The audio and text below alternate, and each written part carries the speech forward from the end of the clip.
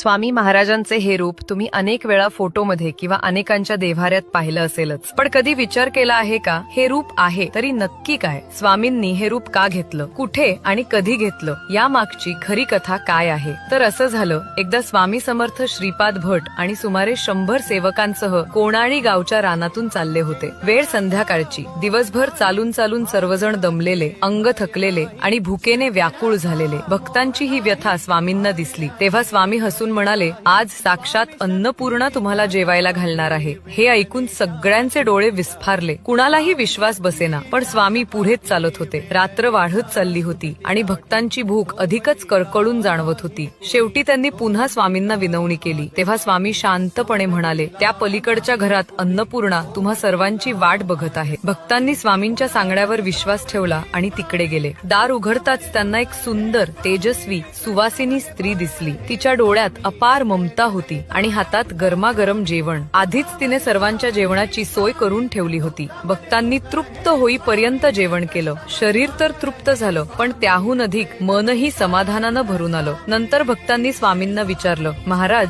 ती सुवासिनी कोण होती? स्वामी समर्थ मंद हसले आणि म्हणाले, ती दुसरी कोणी नसून माता अन्नपूर्णाच होती. तुम्हाला जेवायला घालण्यासाठी ती माझ्याच रूपातून प्रकट झाली होती. म्हणूनच स्वामी समर्थांना अनेक भक्त स्वामी आई म्हणूनही हाक मारतात. भक्त जेव्हा आई म्हणून हाक देतात तेव्हा स्वामी खऱ्या आई वडिलांसारखे धावून जातात. म्हणूनच त्यांना सर्वव्यापी, सर्व गुणसंपन्न आणि अन्नपूर्णेच्या मूर्तिमंत रूपात मानलं जातं.